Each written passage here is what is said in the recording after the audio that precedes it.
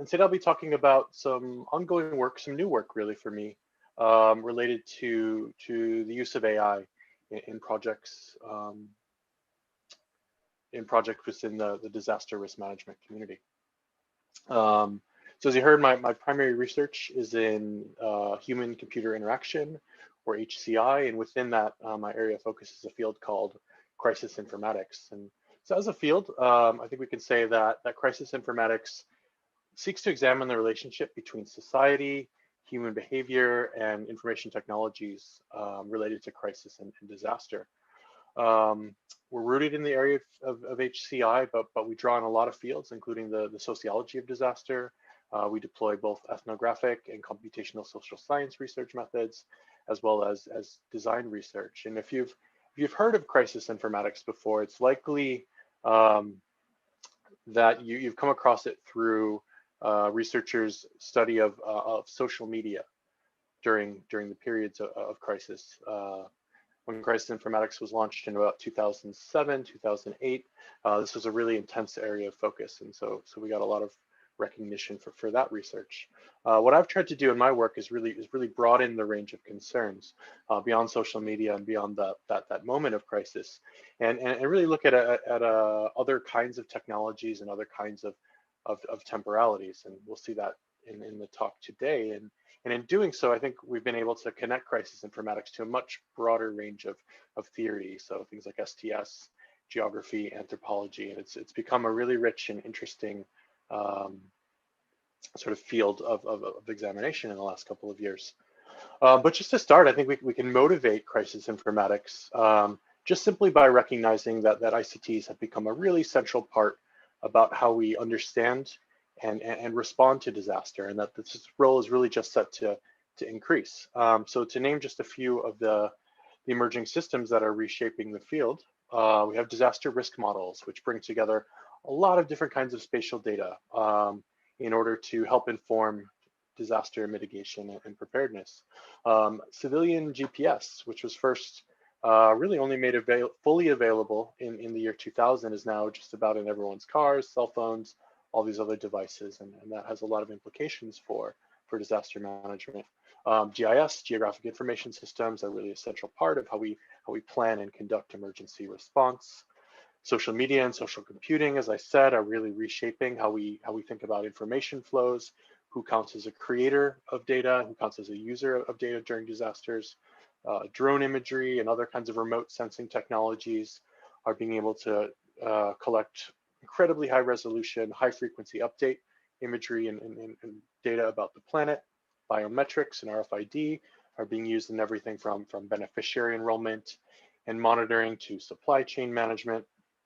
As we'll talk about today, AI and in particular machine learning technologies coupled with computer vision. And it's really important to note that a lot of these tools I was just mentioning have really just become available within the last 15, 20 years or so.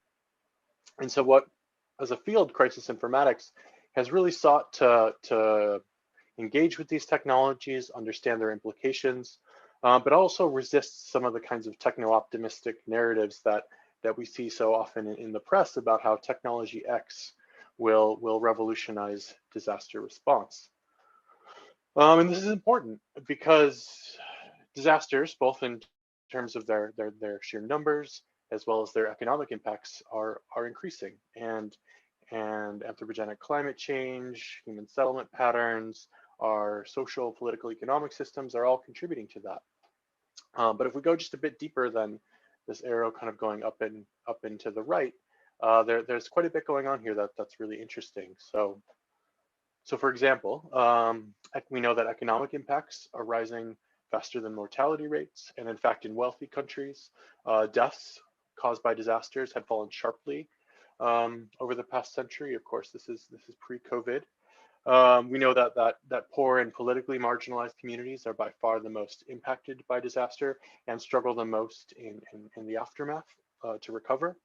And then again, we have better science and better data than ever about what causes disaster, how to respond to them, and how to prevent them, at least from a technical perspective.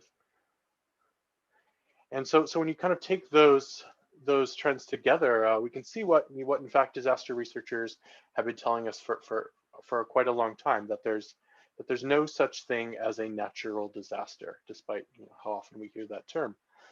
Disasters, in fact, occur um, as a result of complex interactions between environmental hazards, but then socially, politically um, produced vulnerabilities to those hazards.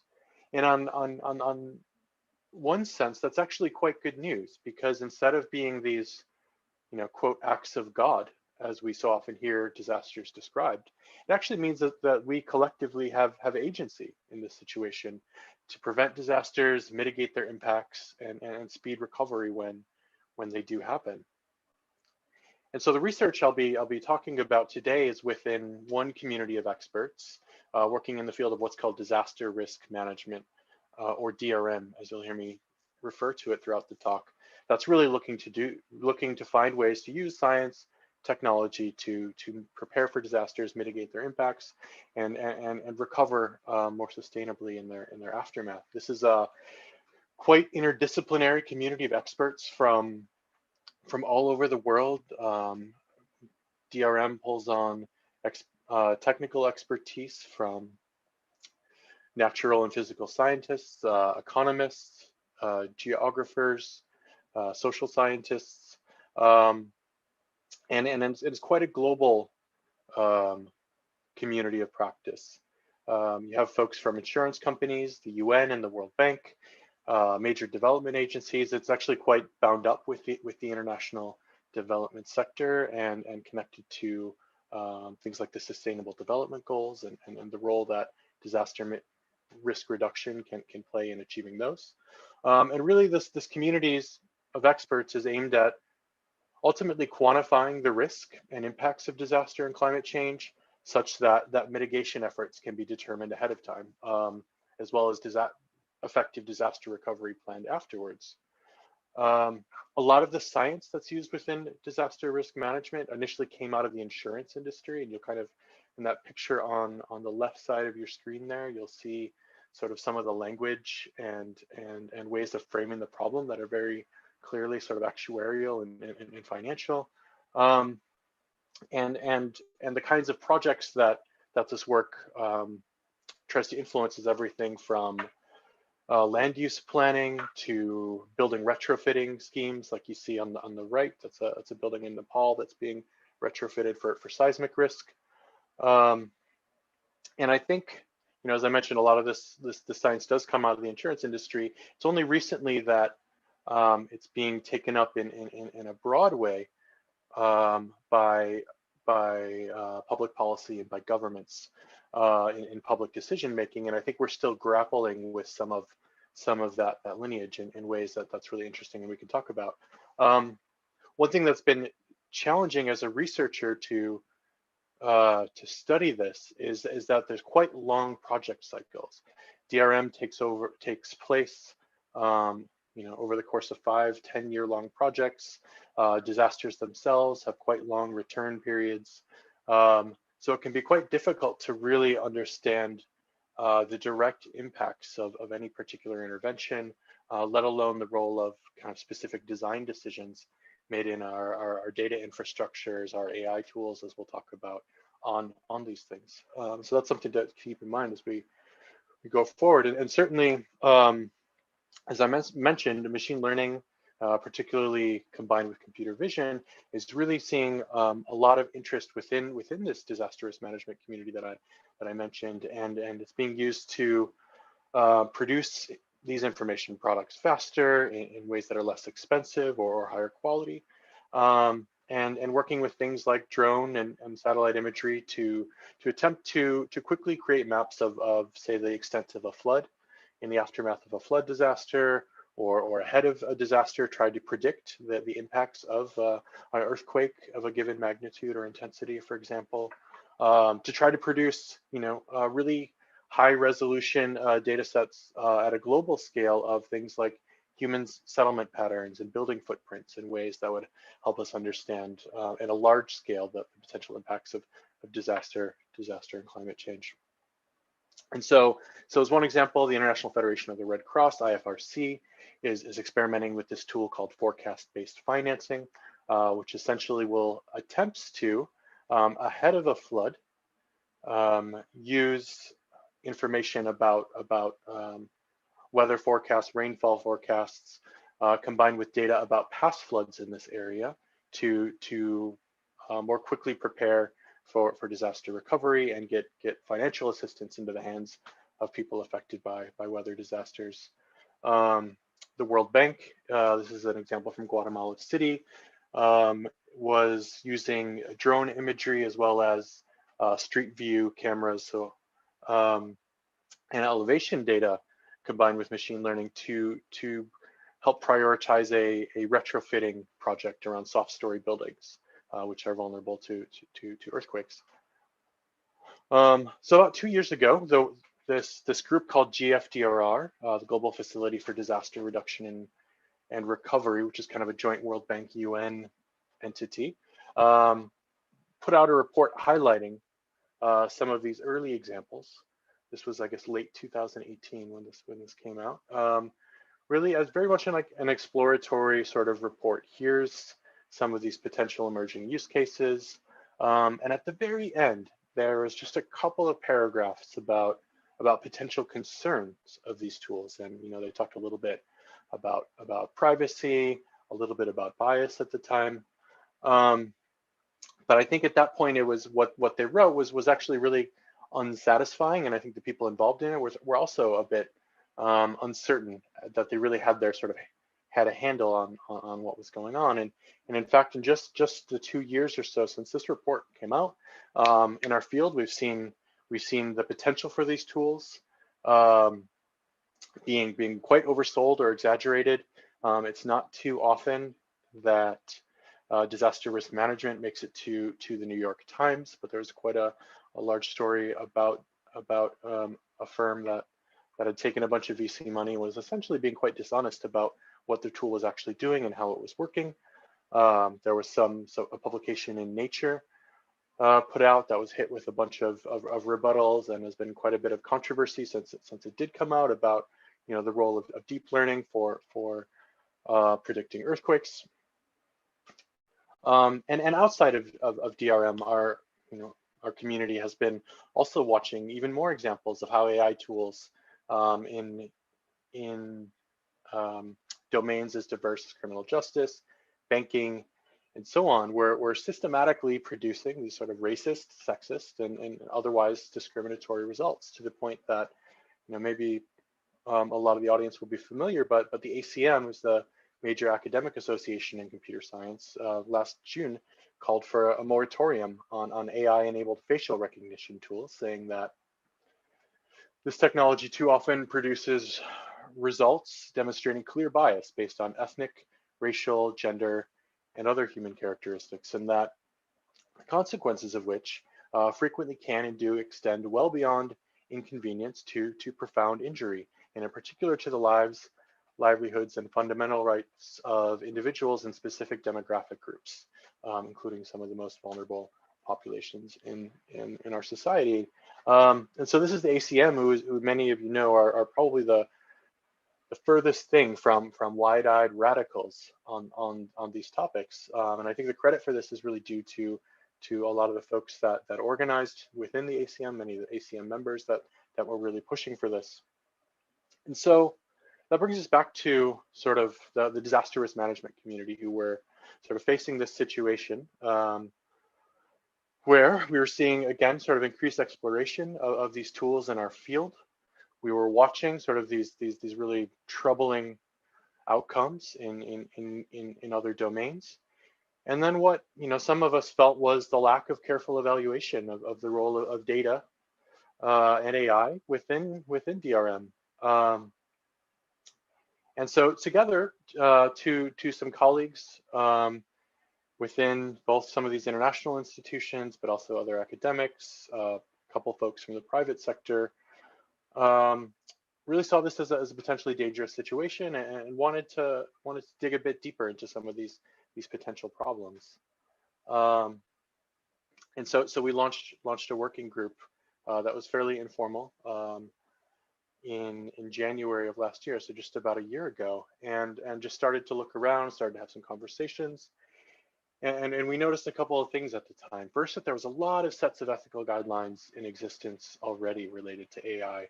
And the Googles and the Microsofts all had theirs. There wasn't very much in the development sector at the time, but even that's now growing since then. But that a lot of the guidelines weren't necessarily specific to our domain, and it wasn't clear exactly how some of these recommendations would or wouldn't transfer to disaster risk management. Second, we really struggled with some of the interdisciplinary challenges around this. We had quite a lot of folks who were, really experienced in development and disaster risk management, had a good sense of some of the potential pitfalls, but lacked really robust knowledge of AI tools and how they worked. And on the other hand, we had quite a few people that were AI experts, but not a strong background or field experience, working in DRM. So there was quite a bit of our hurdles to jump over on that front. And then finally, there was a lot of competing framings when we think about how to think about the social impacts of AI. So you hear things like ethics, bias and fairness, accountability. Some of our friends in the Harvard Humanitarian Initiative prefer the human rights perspective on this. There's justice, which I personally find really compelling. So all of these kinds of ways of approaching the problem, thinking about the consequences, potential harms of these tools that were floating around, and it wasn't clear to us at the time when we were sort of new to these conversations, where we should really begin. But what we wanted to do was really convene the people that were working directly on designing and deploying these tools, and try to get the folks that were really, building these systems, deploying these systems together, to understand how these projects might play out. We wanted to develop a process where we could learn from one another in an extended manner and collaboratively investigate these issues. And with the goal of really producing a realistic understanding of some of the potential harms of these tools, along with meaningful ways of addressing them, and then really produce and advertise sort of a joint set of findings that was written for practitioners, by practitioners. And this was an idea we as a community of practice wanted to get our house in order on these topics. So we had a bunch of online meetings between January and April of last year with anywhere between 20 and 40 people. We did a lot of discussion of existing guidelines from other fields, other domains. We conducted about 20 interviews with members of the group and others who were again working on deploying these tools.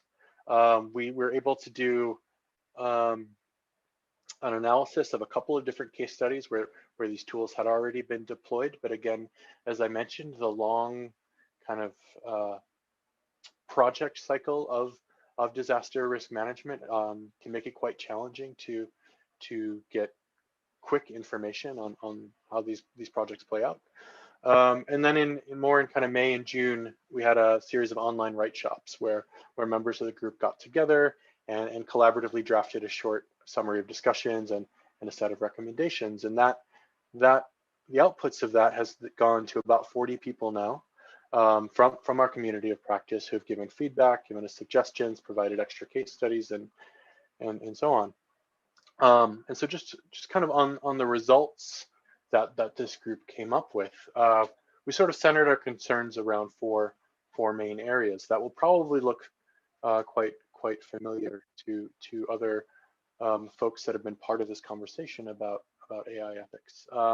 First, this question of perpetuating or further aggravating pre-existing social inequalities through bias. Second, questions of privacy and security concerns, particularly in settings that are characterized by conflict, where security and privacy are extremely important, and where many disaster risk management and climate change adaptation projects are currently being developed. Third, limiting opportunities for both public participation, but as well as expert judgment in disaster risk management due to increased complexity and automation of the processes by which things like disaster risk models or post-disaster damage assessments were being conducted. And then fourth, as I kind of hinted at already, this question of hype, driven by VC funding in the private sector or within the public and nonprofit sector, just the desire and the need to, seem innovative or to be pursuing kind of new and emerging ideas, really pushing data products into use in life safety situations before they're ready. And so here's actually we're working on a web-based version of this work, so we can share it more broadly. And here's kind of an example of what one of those concerns look like. For each of them, we try to include basic concepts, sort of like definition, in this case, like definitions of bias, different kinds of bias, and so on. We try to provide some strategies on how you would mitigate those concerns that are specific to the DRM context and the kinds of data that we use, and then a lot of links for further reading. And so the idea here is we're trying to write for the web, so we're trying to keep everything terse and provide a lot of other updated links to tools and resources and where people can go to learn more about the really complicated issues that come up when thinking about the role of AI in disaster risk management. One of the things that I liked that we did in this work was to try to come up with like some toy examples or realistic examples of some of the potential harms that could come. So telling little vignettes, little stories that would help the reader sort of understand some of these concepts that can be quite tricky in a context that would seem familiar to them. And so we set a lot of these examples in sort of a fictional place called Disasterland. Here we have sort of a short story about Disasterland trying to update its evacuation planning using machine learning models based on CDR, or called detail record data, which can help disaster planners understand how people move throughout the city at different times of day, different days of the week, different weeks of the month, and so on. However, one of the challenges of this kind of data is that it's not disaggregated by gender or age, and in many parts of the world where disaster risk management projects happen, there's quite unequal access to cell phones as a result, and those sorts of biases and those sorts of inequalities then persist in the CDR data. And if that's not taken into account, then the differing needs and capacities of people that would need to be evacuated in evacuation plan also would in some ways perpetuate that bias. And so that's just kind of we offered these kinds of examples throughout the text to really try to put some of these concerns that we're raising again into a context that would seem familiar to someone that's working in disaster risk management. We came up with a set of recommendations that again we're working through now. I do think I will say that the meat, and I think the main contribution of the work is probably less these recommendations and more the kind of more substantive bit around those concerns that I was just talking about. But I want to talk through just a couple of the recommendations. And number two, for example, is to really again draw on the experiences of other fields. Disaster risk management is inherently an interdisciplinary undertaking. And interdisciplinary is tough. It takes time and persistence. In our working group that collaborated on this study, we were lucky to have data scientists, designers, hydrologists, earthquake engineers, and a lot of people that are working on different aspects of disaster data along and being part of this process. And we really needed all of those perspectives, I think, in order to make sense of these issues. But it's also really tough. We frequently got tripped up on some of the technical language, the assumptions, the epistemic infrastructures of each other's differing areas of expertise. And so one example of this really is actually bias. We had a lot of debates in our group about what it meant what it was, where it came from. Um, and part of the issue is a definitional one. So in kind of statistics, which many of the machine learning and data science folks that were part of the group, bias is an error. It's the result of inappropriate measurements or model design, to where folks that maybe had more of a humanities or other kind of background saw it as sort of really frequently conceived of it, I would say, as a broader concept, and reflects how kind of power is really accretes through data collection and usage, and reinforces existing hierarchies and structures in some cases. And so while this and I guess what I want to argue is that this distinction really tripped us up, but because we had an extended amount of time to work together on this, it was exactly that difficulty that forced us to kind of slow down, more carefully define some of our terms, like bias in this case, and I think have in the end really sort of powerful discussions that we wouldn't have had otherwise, I don't think, had it not been for that kind of friction. And so I'm kind of citing Donna Haraway here to say that this interdisciplinary process of evaluating disaster data really, can benefit from some of these disconnects, as and really kind of staying with the trouble as they arise.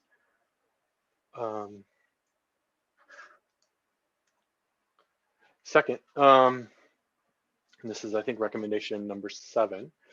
It's really clear from a lot of our conversations as a group and the interviews that we did with practitioners that ethical guidelines, despite their proliferation and the fact that they do have some clear utility, they're not enough. There are many examples and stories that we heard from our interviews of people whose job descriptions and the projects in which they were embedded and the habits of the field really shaped and constrained their work in really important ways that sort of ethical decision making, when as it's often kind of construed to be an individual actor type decision, really doesn't sort of address these systematic or kind of collective problems that so often show up when you're thinking about the potential for AI to have negative impacts in your field. And so here we felt that sort of the individual in this context was a sort of an inadequate unit of analysis. And so we push in this report for sort of laws, regulations, standards that in other forms of kind of collective action to determine how we want this landscape to look, and how we want AI to be taken up in our discipline. And then finally, the 8th recommendation is that this really goes, many of the issues that arose, many of the concerns that were raised really go far beyond AI. And so an example that came up in some of our work on risk modeling relates to different approaches for cost-benefit analysis, often used to measure the benefits of protecting a certain part of a city or a territory against disaster. The cost is sort of the financial costs of building a certain dam or retrofitting a certain set of buildings or so on. The benefits on the side of the cost-benefit analysis equation are often calculated using property values. And I think it's pretty easy to see then how this can lead to disproportionate amounts of protection being given to wealthier parts of the city. And this is sort of just one example of the many ways in which our community already produces data about disaster that has a tendency to reinforce existing inequalities, even without the additional sort of challenges and questions that are raised by artificial intelligence. And so we end this report with what we're really looking for as a call to action within our community of practice, to collectively look much more carefully at the data that that we are using to understand disaster, trying to understand the perspectives and the people that it privileges, um, sometimes at the expense of those very folks that are vulnerable to disaster, who our field is meant to be protecting. And so I'm a computer scientist. I really do believe that science, engineering, and better data can help us, get to a world that is more just, more sustainable, and safer. But I don't think that it will do so automatically.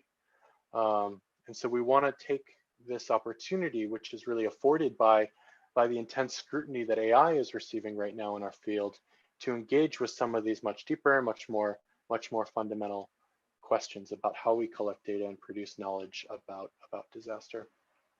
So this report that we're working on with collaborators from a number of different institutions has been reviewed by a lot of different people in our field, and I think does capture in a reasonable way what practitioners from disaster risk management really feel about some of these issues. It'll be out next month, and I'll put my email at the end of this. You can please get in touch if you'd like to be alerted when it does come out. I'd be happy to send you a copy or a link. And I want to close just talking a little bit about some of the next steps for this work, because it really was just about a year ago that we started having these conversations seriously. I'm not an AI expert. I'm not an AI ethics expert. I'm someone that's worked a lot on disaster and disaster data for a long time. And we turned to this question of AI because it was being taken up in our field, and we weren't quite sure how to think about it.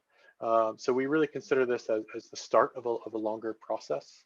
And I'm hoping some folks who watch this will reach out and want to get involved. But some of the things that we're working on now with our new lab at the University of Toronto in the CS department that's thinking about this, doing a better job, as I mentioned, of post hoc analysis of individual projects. As I mentioned, disaster risk management projects take quite a long time to implement, and even longer to know their impacts. But we do have some that have reached some degree of maturity, such that we could go and investigate some of these projects, how they've played out. Second, working within these bureaucracies, within sort of the aid agencies and the international organizations that are funding a lot of disaster risk reduction and disaster risk management work, and what are some kind of no regrets standards, processes that could be put in place within some of these institutions that would have impacts today on how some of these projects were designed. Third, we're looking a lot at questions of explainable AI, and in particular, explainable to who. Much of the literature that we're seeing on explainable AI is designed to make AI make sense to other experts. And while that's certainly valuable, a lot of the way the projects and the decisions that AI tools and disaster risk management are meant to inform are really public decisions about the allocation of safety and who to protect and how. And so if we want those processes to be as participatory, as democratic, as transparent as possible, if we value those things, then we also need to find ways to be able to explain the results of these models and of these tools to those different publics. Fourth, we really are, this was kind of a small community of practice, or a small group within a larger community of practice that worked on this. We did a lot of outreach, but we really see this as an opportunity to push the conversation within DRM, to bring more of the experts that are designing these tools and implementing them and helping us understand the impacts of disaster and how to mitigate them. We really want to use this as an opportunity to get more of them on board, to ask some of these, again, sort of tougher questions about our field and the role of data and information in informing it. And then finally, really looking at taking this question of the social impacts of AI, as we're seeing them play out in disaster risk management, to shed light on some of these longer, bigger thornier issues that come up when you work in international development, for example, and you work with sort of large international institutions such as the World Bank and the UN that have their particular histories, and what can this very specific sort of issues that are coming up around AI, what light do they shed on this much broader, wider context, and where we are kind of in this particular moment in history. And so those are some of the questions that we're having in our lab and on our team, and where we're looking to take this work next. And then finally, I just want to reflect a bit and on this question of sort of studying up with expert communities within sort of ethnography. Studying up has often been referred to as turning the ethnographic gaze towards the elite, which wasn't always done in the history of anthropology and ethnography. And within sort of recent conversations in the AI ethics field, in particular, there's a really good paper, I believe last year that came out, or the year before, that really was advocating for more study of expert communities, of the people that were building these tools, the kind of the social contexts and sort of structural factors that they were grappling with. And I'm glad to see that, because I do think it's really important, and that's a lot of what this project has really been doing. And we found it, or I've found it actually quite challenging. In terms of just as, again, the really varied and different kinds of expertise that are needed to really track what's going on in these contexts and in these field sites, to critically assess the data that we collect through our interviews and participant observation. So it's not just expertise about machine learning, but also engineering, land use planning, international development. Requires some comfort with ethnographic methods, which many experts in these other fields don't have. Requires familiarity with the field site and some of the logics by which disaster risk management and international development currently play out. And so yeah, we're really trying to figure out, how do we maintain critical distance on this incredibly complicated field, while still, being close enough to it to understand how it's functioning and how it's working. How do we ensure that these kinds of recommendations that we've come up with are both are meaningful and critically oriented? There's a lot of pushback against sort of AI ethics and AI principles right now that I think is quite justified, that just really would argue that some of these principles are maybe superficial, that they don't really challenge some of the underlying inequities and hierarchies that are leading to some of the negative impacts of AI. And so how can we, as researchers that want to study this really complicated situation, but also want to see these tools be used in ways that are effective and protect people, how do we sort of balance some of those tensions? And then again, like I was saying, how do we place DRM and the role of AI in DRM within this sort of longer arc of histories and injustices that the international development community is bound up with?